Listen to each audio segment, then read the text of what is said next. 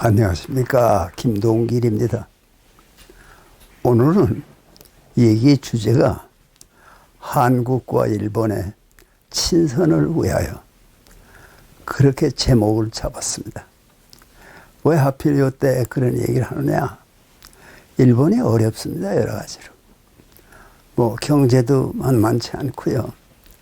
코로나도 그 위세를 부리고, 또 여러 가지 올림픽을 못하게 되는 것도 일본은 큰 타격입니다. 이웃나라 우리 한국이 그저 요새도 하나도 아무것도 모르는 친구들이 나와서 친일파를 어떻게 해야 되고 그거 다 모르는 소리예요. 왜 그 시대를 산 나 같은 사람이 무슨 얘기를 한다면 그건 씨가 먹은 거지만은, 아니 알지도 못하는 시대에 친일파 어쩌고 친일파를 잡아야 되고 누구는 친일에 뭐가 있으니까 그게 다 몰라서 그런 거고요.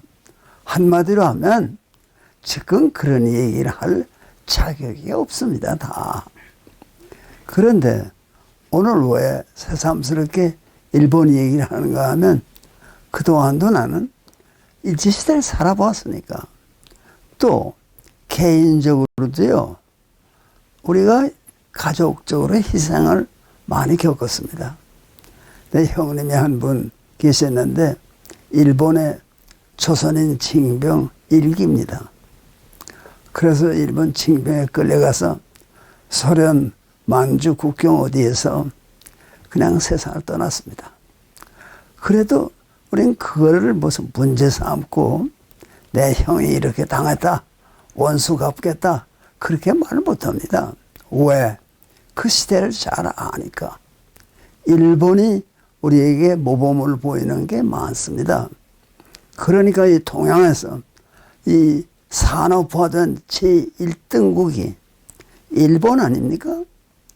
다들 이게 동양에 미국 GI들이, 군인들이 어디 휴가를 간다 그럴 때 중국 가겠답니까? 한국 오겠답니까? 전부 일본 가려고 그럽니다. 일본이 좋으니까. 그만한 일본은 선진국입니다. 그런데 자꾸만 이거 시대를 모르는 친구들이 친일파가 뭔지도 모르고 친일파 하고 말해. 누구는 무슨 군관학교 육사를 다녔기 때문에 무슨 지도자가 아니다. 그게 모르는 소리지.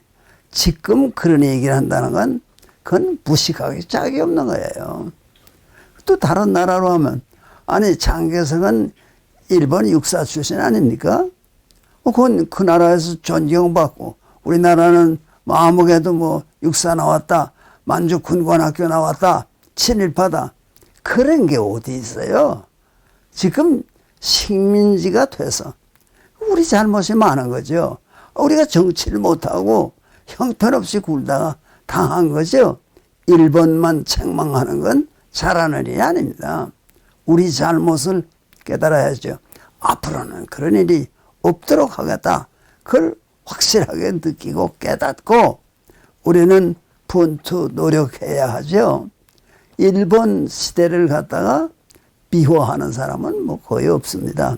우리 또 살아보았으니까요. 나라를 잃어버리고 남의 나라에 예속돼서 사는 소위 식민지에 태어나서 산다는 것이 괴롭습니다. 그러면 그 시대가 좋았는가? 아니, 좋다니요. 할 수 없이 살았죠. 그렇지만 일본의 나쁜 것만 들고 나오면 일본만한 나라가 못 됩니다. 솔직히 일본 여행한 사람, 한국 여행한 사람 비교해 봅시다. 감상이 어떠냐고. 그런데 나는 한국 사람으로 일본에 대해서 어떤 적개심이 있는 거 아닙니까? 그렇지만 일본 여행을 하고 돌아오거나 그러면요, 야, 일본 사람이 우리보다 훨씬 앞섰다, 그런 생각을 합니다. 일본의 가게들에서 속이는 거 봤어요? 정직하게 해요. 일본의 내용에 잘못된 게 있다, 인정합니다. 그렇지만요, 일본을 매도하고 말이야, 무슨 쪽발이들이 이런 말 할 자격 없습니다. 한국은 일본에게서 많이 배워야 되는데 지금 이런 때 일본이 아주 어려운 때 경제도 마음대로 안 되고 또 코로나도 계속 기승을 부리고 이게 뭐 여러 가지 또 올림픽을 해야 되는데 못하잖아요. 그게 일본에 얼마나 큰 손실을 주겠어요. 그런 일본이 이웃나라로 있는데 한국의 지도자들이요 말이라도 좋게 하세요. 일본을 향해서 그 이렇게 올림픽도 제대로 못하고 그래서 얼마나 힘드냐. 좀 그러나 어른스럽게 굴어야지 말이에요. 일본이 뭐가 곤란하다 하면 그걸 기화로 말이에요. 더 밟아버리려고 하는 그런 심보 가지고는 안 됩니다. 일본에게서 배우고 일본 사람이 우리보다 앞선 게 뭔가 하는 걸 깨달아야 됩니다. 올림픽은 못할 겁니다. 반대가 너무 많으니까. 그러면 저거 차려놓고 어떻게 되냐 말이에요. 그거야 일본 사람들 일이니까 너희끼리 당해라. 그러면 못 써요. 한국이 일본 정부를 향해서 우리가 좀 도울 일이 없는가. 일본이 어렵다는 걸 아는데 가히 일본한테 그렇게 말하면 큰일 납니까? 일본에 아직도 40만 50만 동포들이 삽니다. 그건 일제 때 뭐 이래 가고 저래 가고 일본 가서 일본에 눌러 삽니다. 조청년기를 정리한 것은 잘한 거죠. 이 지금은 아주 한국 사람들이 거기 그렇게 한 40만 산다고 봐도 돼요. 국적은 한국 사람으로 가질 수가 있는 사람들이니까. 그런데 그 사람들의 앞날을 위해서 일본을 위해서도 일본과 친선이 될 만한 그런 얘기를 한국의 지도자들이 해야 됩니다. 일본이 그래도 우리보다 앞선 점이 있다. 그런 것도 시인해야 돼요. 나는 뼈저린 얘기지만 일본 사람이 한국 사람보다 훨씬 더 정직하다. 그런 말을 노골적으로 합니다. 내가 그렇게 느끼기 때문에 그걸 일본에서 배우지 않고는요 안 됩니다. 여행하고 돌아온 사람이 아니야 한국에 와서 속은 얘기는 많이 하지만 일본에 갔다 당했다. 그런 얘기는 안 해요. 일본이 훨씬 앞선 나라입니다. 나는 일제시대 살았어요. 개인적으로도 희생이 많은 사람입니다. 왜? 내 형이 그렇게 끌려가서 소만 국경에서 목숨을 잃었기 때문에 우리 어머니는 한평생 심장병을 가지고 살았습니다. 그게 너무 충격적이어서. 그렇지만요, 일본 미워하지 않아요. 일본 미워하는 걸 우린 미워하는 거예요. 한일 합방 얼마나 나쁜 놈들이냐. 그렇게만 생각하면 역사를 모르는 거예요. 한일 합방 되기 전에 한국의 안중근은 무슨 일을 했습니까?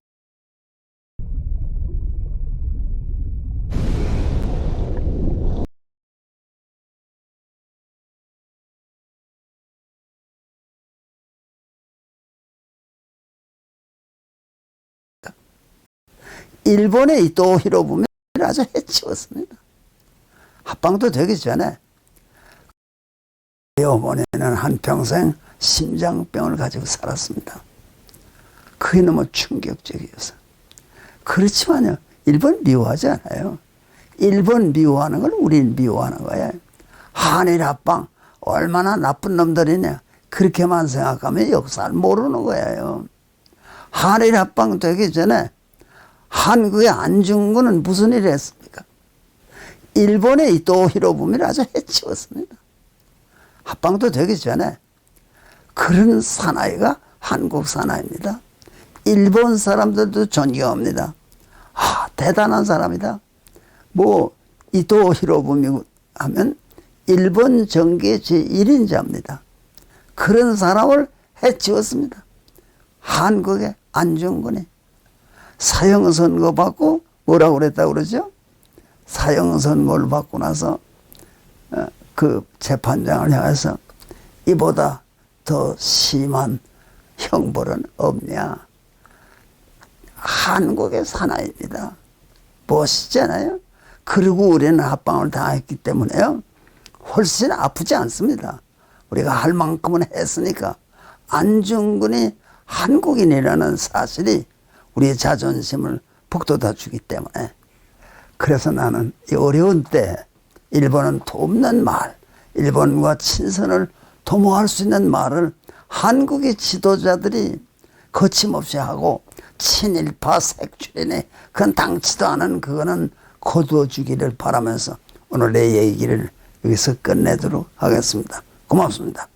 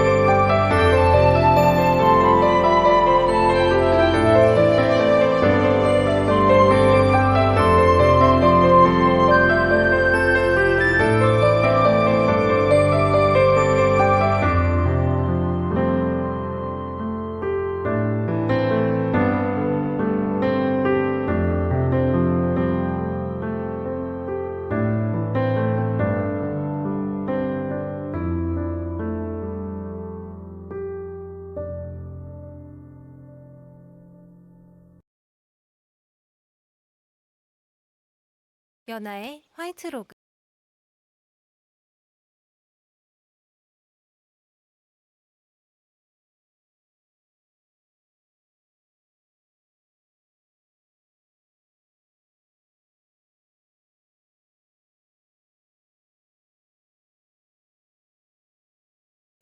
안녕하십니까.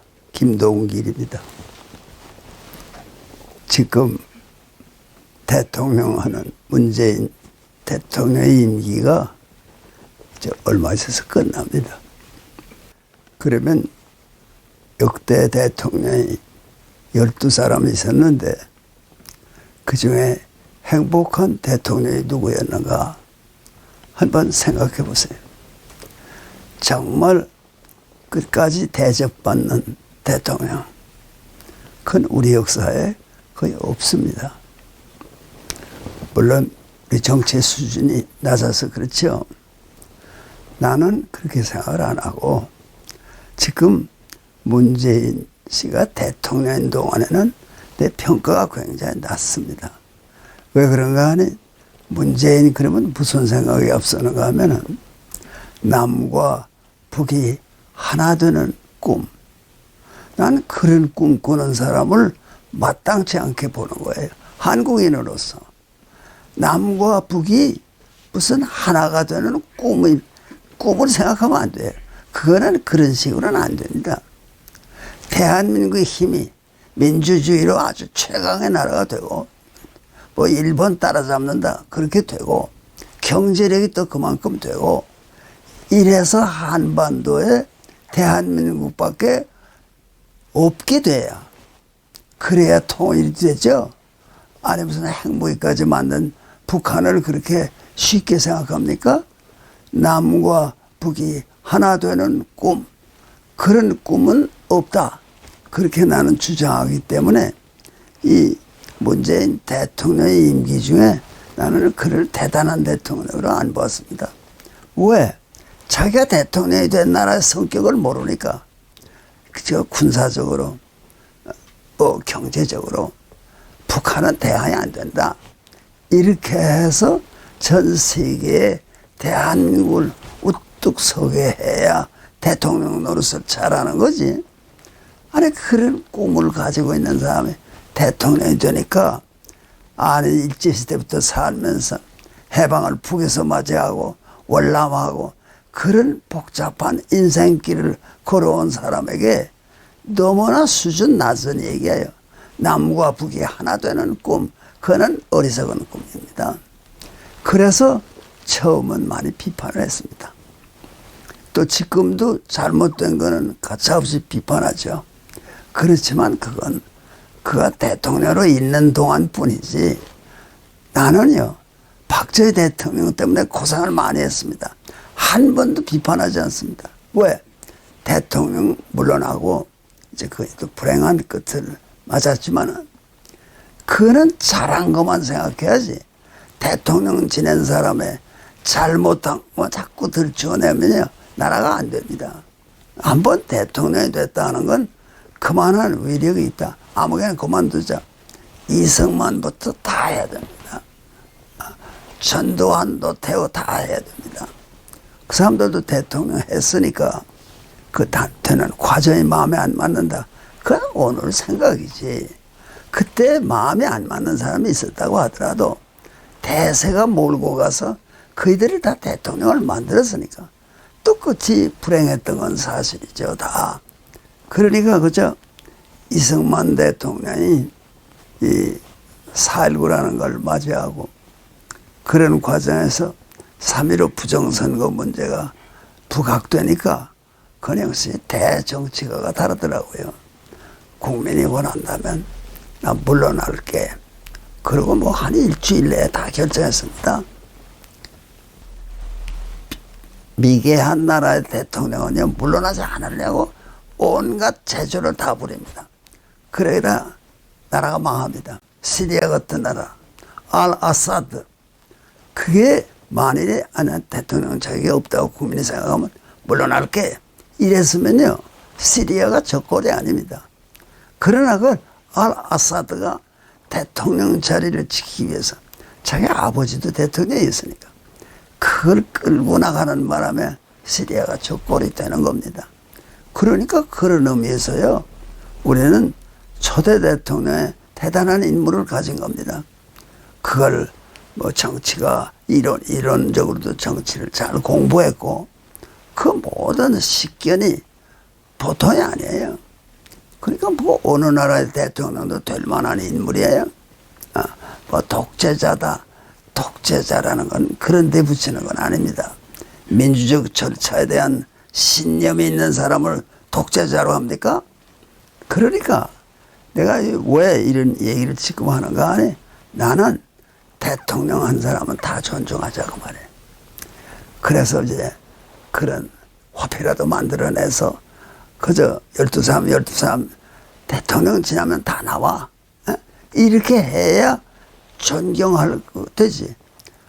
아니 대통령 할 때는 끽소리도 못하고 있다가 물러나면 그냥 다 일어나서 그냥 삿대질하고 그런 게 그게 본화민족입니까? 대통령으로 있을 때는 올바른 채널을 통해서 비판했다. 그렇지만 물러나니까 존경할 것밖에 없다. 대통령은 존경하지 않는 나라는 안 됩니다. 그러니까 이제 두고 보세요. 나는 이 대통령전의 노무현에 대해서 아주 심하게 얘기한 적이 많습니다.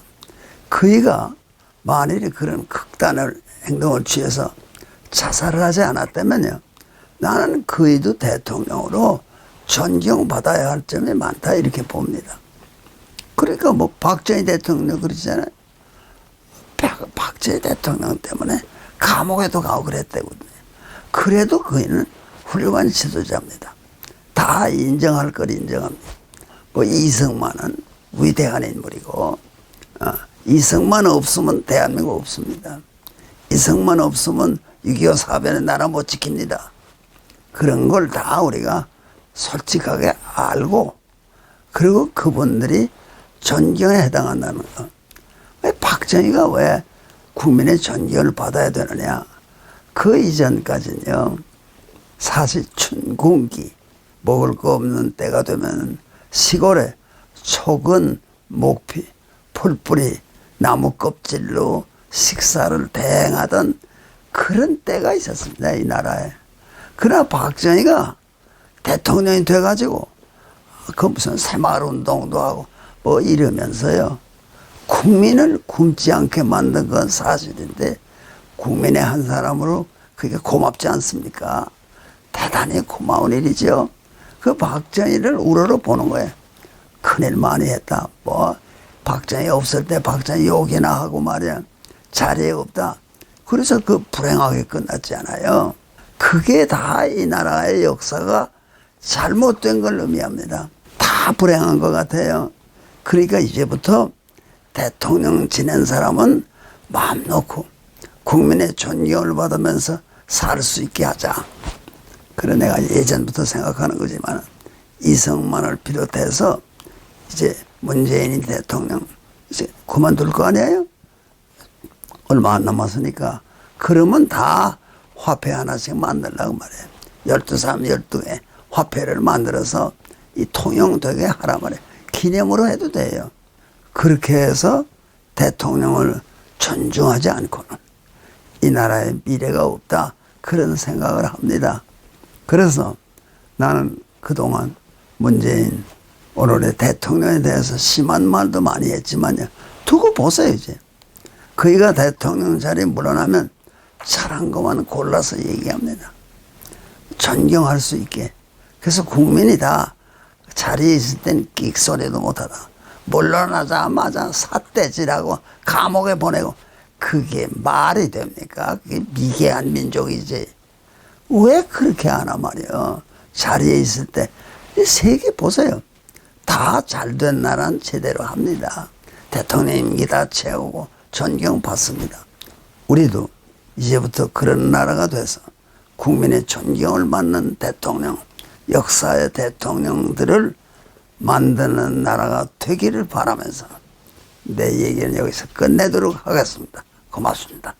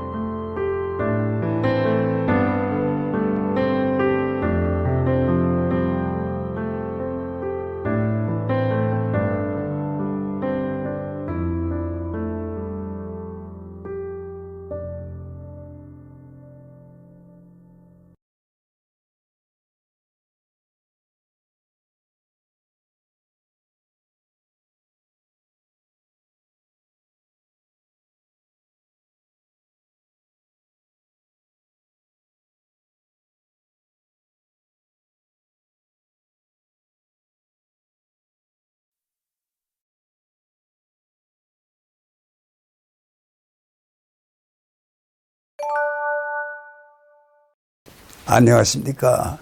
김동길입니다. 오늘은 시를 한 수 여러분에게 소개하겠습니다. 왜 그런가 하면 내가 시를 좋아하는 것도 사실이지만 그 시를 좀 뭐 해설을 해주거나 그러면 좋겠다는 사람들이 들어 있습니다. 뭐 정치 얘기 그건 뭐 너무 많이 들었으니까.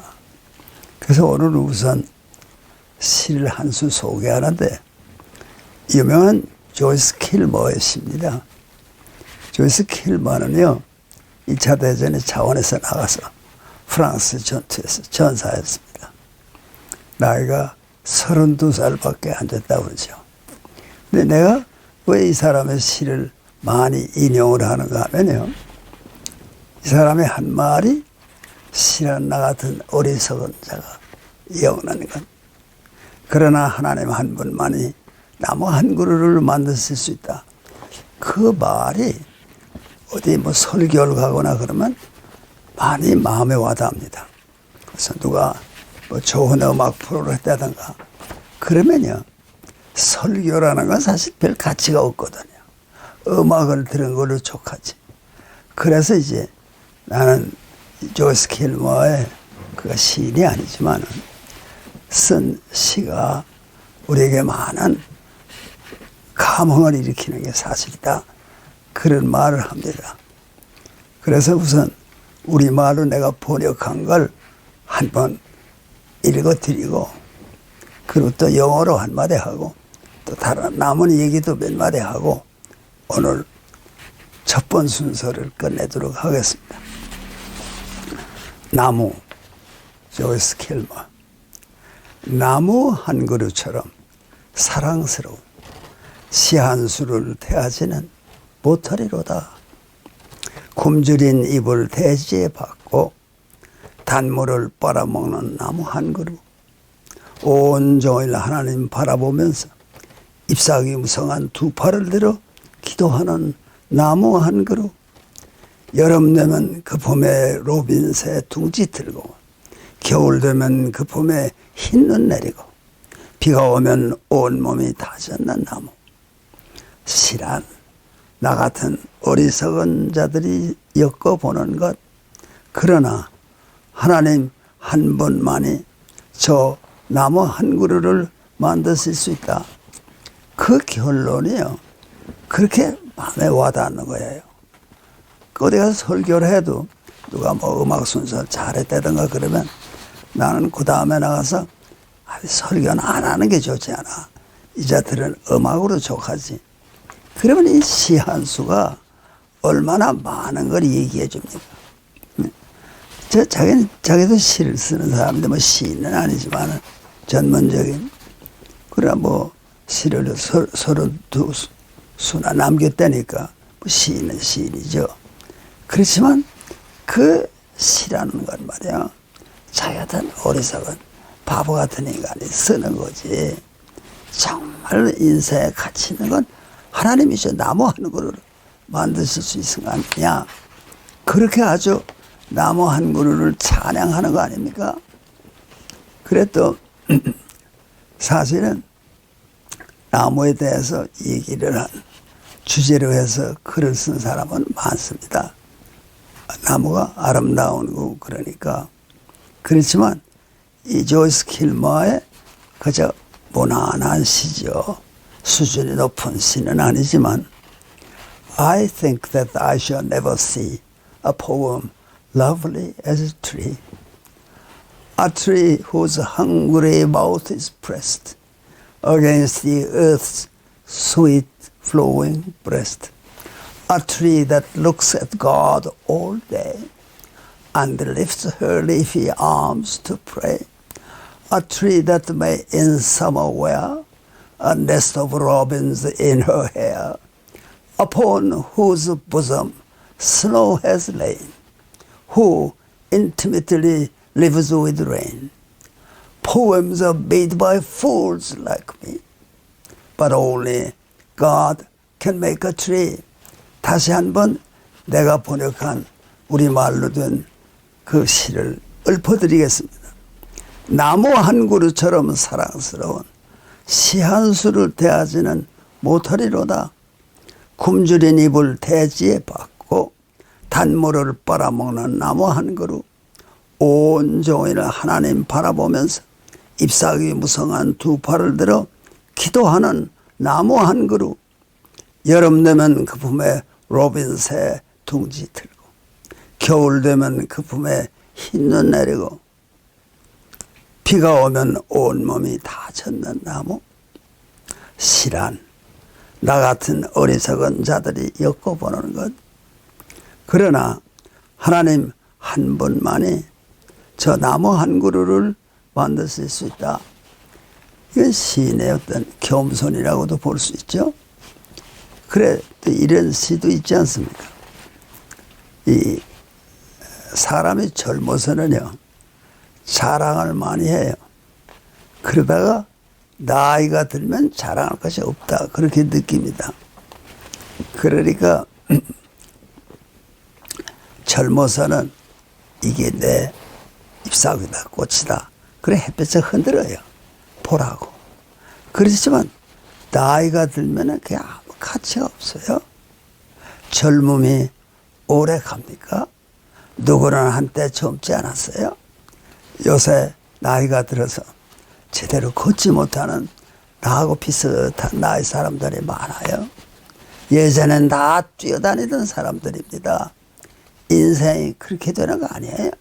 그러니까 왜 이 시가 우리에게 그런 애착을 주는가 하니, 인생이 뭔지를 아는 거예요. 시를 쓴다 그래도 그게 무슨 별다른 대단한 일도 아니라는 걸 아는 거야. 나는 시인이다. 물론 자랑스럽죠. 보통 사람은 시를 못 쓰니까. 그러나 그게 뭐 그렇게 대단한 건가 그 말이에요. 그래서 나는 오늘 나무 한 그루 이걸 얘기하면서, 또 시라는 게 여러 가지 뭐 인생을 놓고, 인생이 보기에는 그렇듯 하지만 내용은 별거 없어. Though leaves are many, the root is one. 비록 잎사귀는 무성하지만 뿌리는 오직 하나. Through all the lying days of my youth, 내 청춘의 호의 많던 시절, I swayed my leaves and flowers in the sun.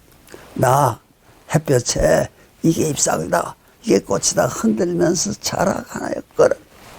Now I may wither into the truth. 나 이제 시들어 진리가 될 건가? 그런 시 한 수를 한번 생각해 보세요.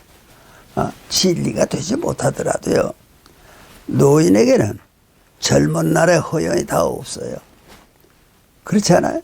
젊은 날의 허영은 다 가고, 노인을 보세요. 남은 게 뭐 있어요? 늙은 거밖에 남은 게 없어요. 아, 그런 거로구나. 뭐 장수가 축복이다, 그거 다 모르는 소리입니다. 그렇게 자꾸만 어떻게 오래 살아보자.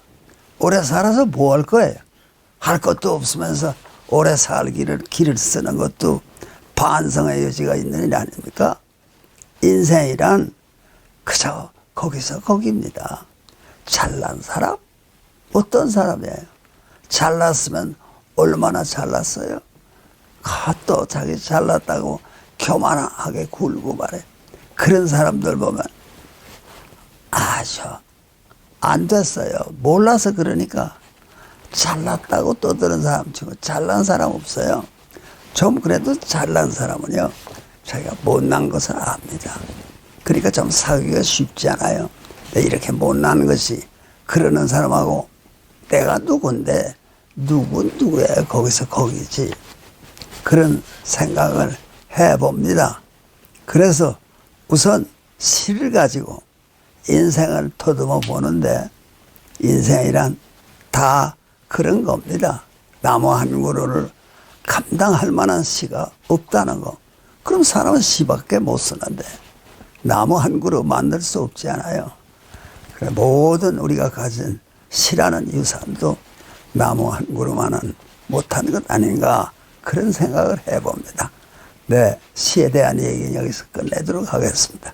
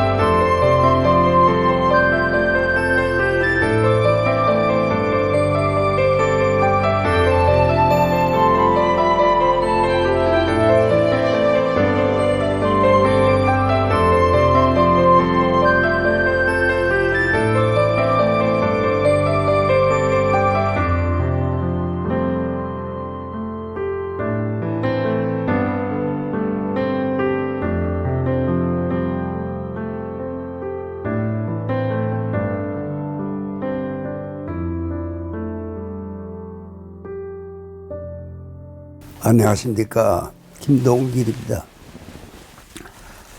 종교라는 것이 어떻게 시작이 되느냐 하면 남의 잘못을 따지는 걸로 시작된 종교는 없습니다. 그 종교의 시작은 다 내가 잘못해서 그렇다. 내가 과오가 내게 있다. 그래서 모든 우수한 종교가 시작이 됩니다. 그러니까 가톨릭 교회가 지금도 그런 내 탓이요. 자기 가슴을 치면서 내 탓이요. 왜 세상이 이 꼴인가? 내 탓이요. 내가 제대로 하지 못해서 이런 현상이 벌어집니다. 그 책임을 자기가 지는 거예요. 그 종교라는 것이 인간을 위대하게 만드는 겁니다. 왜? 인격이란 무엇입니까? 인격이란 자기가 책임질 줄 아는 사람이 인격자입니다. 왜 세상이 이 꼴인가? 내가 잘못해서 그래. 그거는 훌륭한 수준 아닙니까? 대개는요. 왜 세상이 이래요? 저놈 때문 아니야. 저놈이 저렇게 꾸니까 나라가 되겠어? 자기가 다 잘하는 거예요. 자기는 다 잘하는 거. 그러니까 내 탓이요, 내 탓이요 하는 운동이 가톨릭 교회만 아니고 전 세계적으로 있어야 됩니다.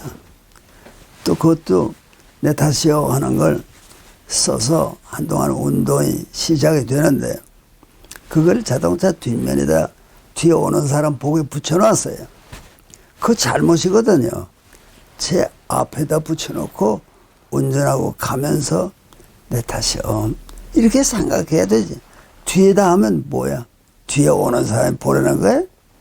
그러면 뒤에 그 차를 몰고 따라오던 사람이 앞에 가는 사람에게 대해 호감이 없어요. 그러니까 그거다 그렇지 않아 또 그렇게 써붙여서 내 탓이요. 그 뒤에 가던 자가 이놈아 그래 내 탓이야. 난 책임 없어. 이렇게 되니까 운동이 안 되는 거예요. 그래서 얼마 뒤에 내가 그런 비판을 해서보다도 그 스티커 붙이는 건 없어졌어요. 뒤 오는 사람 보라고 내 탓이요 하는 게 아니에요. 스스로. 왜 지금 인격이 문제가 되는가 하니 나라가 왜 이렇게 어렵습니까? 책임지는 사람이 없어서 그래요. 어느 구석에 부정부패가 많다 그러면 그 관련된 사람들이 이게 내 탓입니다. 내가 최선을 다하지 않고 내가 거짓말로 꾸며대고 이래서 일이 이렇게 됐습니다. 이러면 병이 빨리 나섭니다.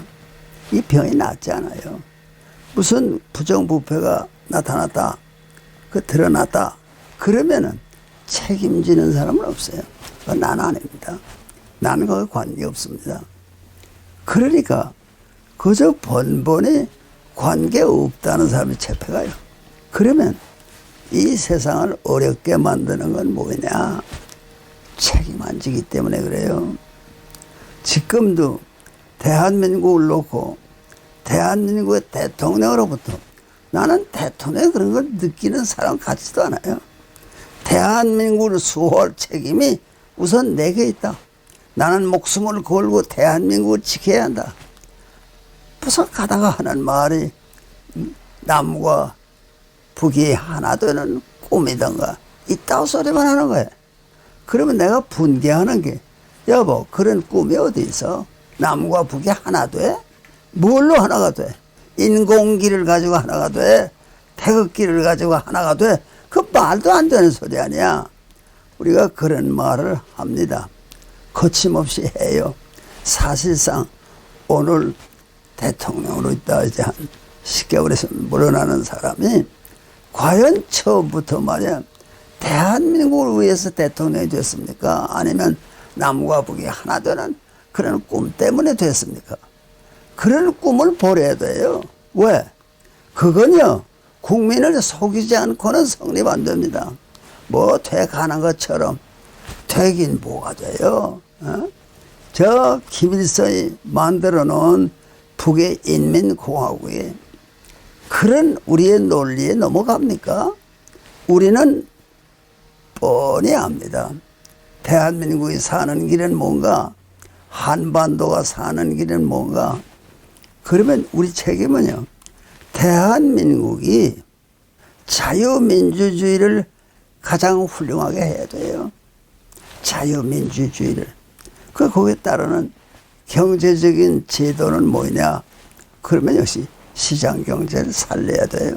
평범한 얘기 같지만은 대한민국이 그걸 해가지고 벌써 시간을 많이 놓쳤지만요, 이 일본을 바싹 따라가는 경제 강국이 되었다 그러면 세계가 다 존경하죠. 이건 뭐 같지 않게 말이야, 뭐 진보가 어떠느니 말이야. 진보가 뭐 하는 게 진보예요? 대한민국의 진보가 뭡니까? 그 진보라는 건 프랑스 대혁명 이후에 자유, 평등, 그런 이념이 작용해야 평등의 가치가 있는 거지. 뭐가 평등이에요? 어? 그 말만 내세우면 뭐합니까? 평등한 사회를 추구하려면 자유의 고지를 점령해야 돼요. 자유의 고지는 대한민국이 6.25 같은 사변이 다시 일어나면 북의 남침을 공격하고 막아내기 위해서 국민이 총궐기해야 된다. 그래서 신념이 없이는요, 대한민국 못 지킵니다. 북은요, 전체주의 내지 전제주의이기 때문에 지도자 마음대로 됩니다. 대한민국은 그것도 안 돼요. 이 다리 들고 저 다리 들고 뭐가 맞지가 않아요. 그러니까 원칙이 뭐야 되는가 하니 자유민주주의에 돼요. 거기 벗어나는 건 안 됩니다. 강제, 강요.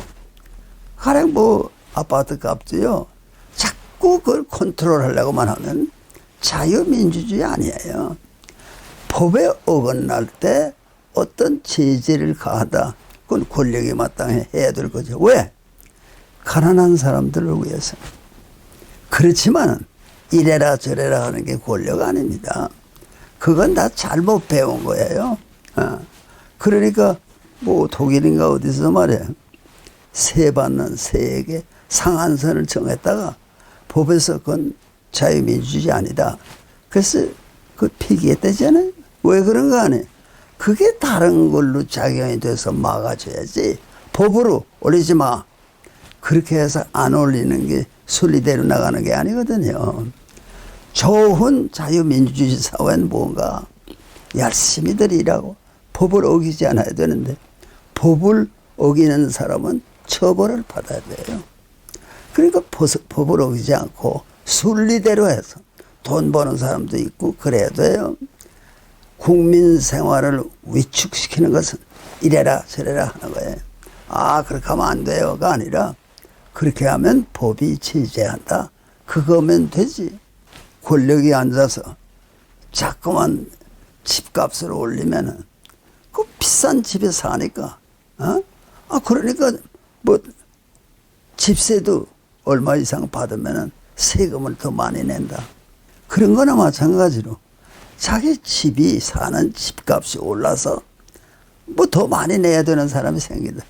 그것도 불합리한 거 아닙니까? 집 한 채만 있는 사람한테 그 집값이 올랐다고 집값 오른 돈을 내요. 그것도 비민주적입니다. 나는 대한민국이 올바른 길로 갈 수 있습니다. 권력을 담당한 사람들이 인격을 가지고 국민을 대해야 됩니다. 책임지겠다. 잘못이 있으면 내 탓이다.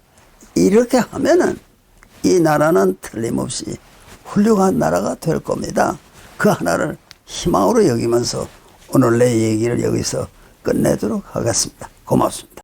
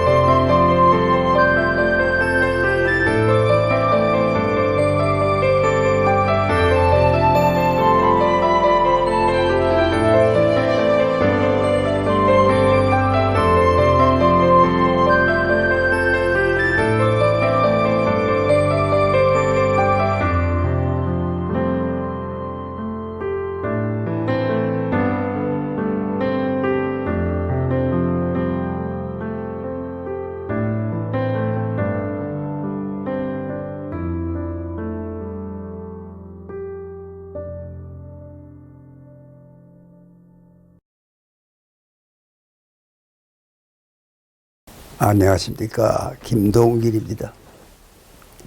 오늘은 대열을 재정비하자, 그런 막연한 주제지만은 지금 코로나에 시달려서 다 활동을 못하잖아요. 나 같은 사람도 90까지 살면서 여러 가지 참여하는 일들이 있었습니다. 저도 내가 꼭 참가해야 할 그런 모임도 한 5가지는 있었는데 어느 하나도 하지 못합니다. 아무것도 할 수 없는 거죠. 왜?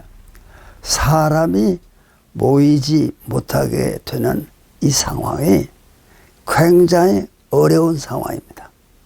그러니까 이럴 때 우리는 무슨 생각을 좀 깊이 해야 되지 않겠는가, 그런 관념에 사로잡히게 됩니다. 일제 때 어려웠지요, 물론. 전쟁을 했으니까. 그러나 어려서 그렇게 느낀 것만이 아니라 지금처럼 어렵지 않았습니다. 6.25 사변 죽지 못해 살아남았죠. 그렇지만 그게 오늘처럼 이렇게 문제가 없는 것 같은데 심각한 거. 이게 코로나가 창궐하는 이때가 바로 그런 때라고 느껴집니다. 그런데 어떤 때보다도 심각합니다. 왜? 지금 눈에 보이지 않지만 한국 경제만 아니라 세계 경제가 말이 아닙니다. 왜? 사람이 일을 해야 밥을 먹는데 움직일 수가 없으니까. 사람이 모이면 안 되니까. 그야 물론 축구 시합도 한다, 농구 시합도 한다 하지만은 차차 안 됩니다. 그것도 TV나 보고 앉아 있어라 안 됩니다. 그러니까 이게 더 오래 지속되면요, 인류의 생활이 어려워질 것은 사실입니다. 그러면 어떡할 거야 이제? 지금 그런 시간에 몇 가지 생각해 볼 것이 있지 않는가. 그 대열을 정비한다 그러면 좀 말이 어렵게 들리지만은 이런 때일수록 대한민국은 어떤 나라인가, 대한민국의 지도자는 어떤 사람들이어야 하는가, 그걸 좀 더 심각하게 생각해 보자는 거죠. 우리가 흔하게들 말하기를 저 사람은 좌익이다, 이 사람은 우익이다. 그러나 함부로 그런 말 하지 말자. 좌익이 어떤 사람들이고 우익이 어떤 사람들인가, 진보다 보수다, 그래서 생각나는 대로 얘기만 했지 정체를 파악하지 못했지 않습니까? 지금이 그런 걸 해야 할 때가 아니냐. 대한민국은요 어렵게 탄생했습니다. 왜? 그 해봐야 되고 군정 3년을 겪었어요. 그리고 이제 정부를 수립해야 되는데 그때만 해도요 사회주의를 찬성하는 사람이 많았습니다. 그런데 그래도 한 시대에 생각이 깊은 이승만이라는 인물이 사회주의 하면 어려워, 더 가난해져, 이런 아주 철학을 가지고 있었어요. 그런데 우리가 일제 때부터 이름을 듣던 사람은 김구, 이승만입니다. 두 사람의 애국자다. 근데 김구 선생은 별로 그렇게 현실에 공부를, 정치학을 공부하다 그러지 못했지만은 이승만은 머리도 좋고 그 어려움 속에서도 좋은 학교에 다니면서 공부를 많이 해서 마침내 존스 홉킨스에서 아마 박사학위를 받았을 거예요.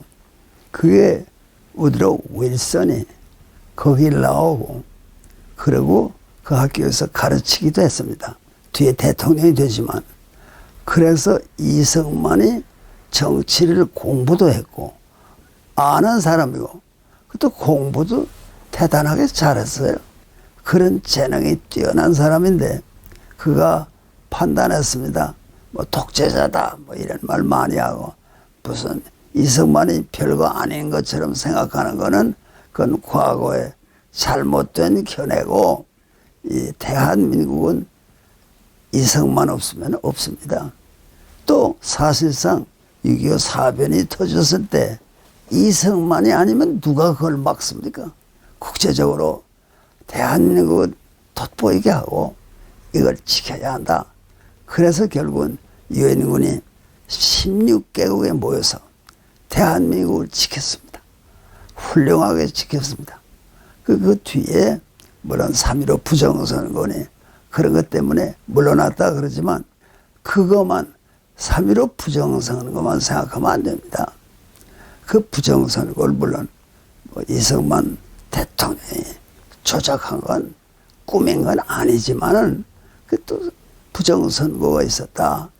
국민이 하야를 원한다. 그러면 역시 인물은 인물인 게 국민이 원한다면 내가 물러나야지. 그리고 아무 말 없이 하와이에 본디 망명가 있던 땅을 도로 찾아가 거기서 참 아무것도 가지고 없이 뭐 돈이 어디 있는 것도 아니고 또 돕던 사람들도 옛날처럼 돕겠어요? 그런 억울한 처지에서 자기의 삶을 마쳤는데 더 위대한 건 뭔가 아니에요. 망명가 있으면서 뭐 한국에서 오는 사람들을 붙잡고 아니 나를 이렇게 해둘 수가 없잖아.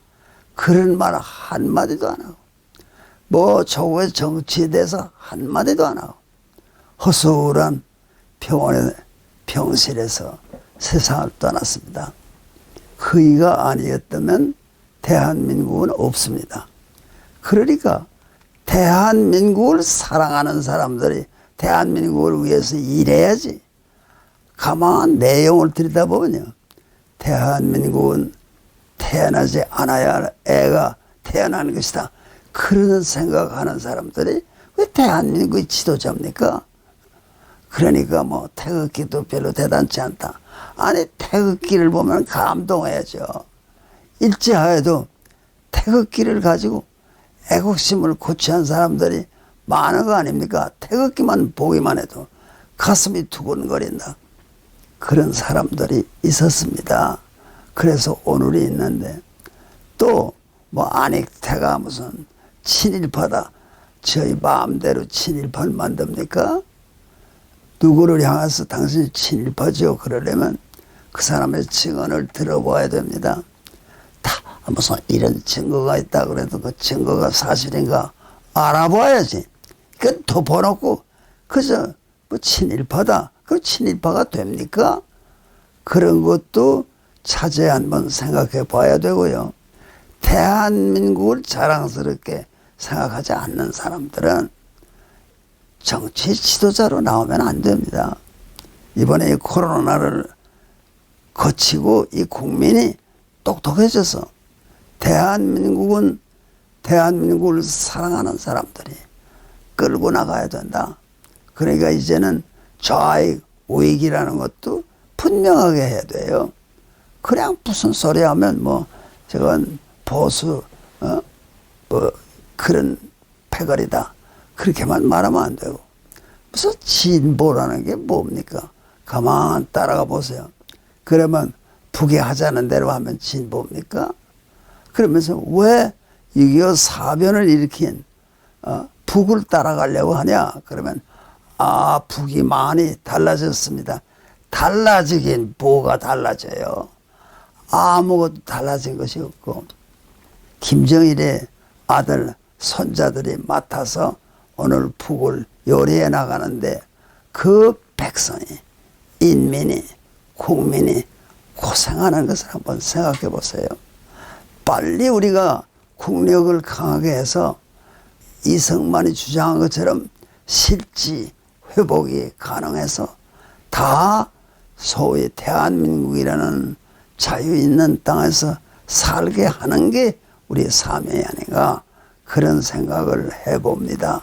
그러니까 이때 우리 대한민국 어떤 나라인가? 대한민국의 지도자 이승만 어떤 인물인가? 그러면서 애국하는 새로운 길을 모색하고 우리 대열을 정비해야 되겠다고 생각합니다. 고맙습니다. 안녕히 계십시오.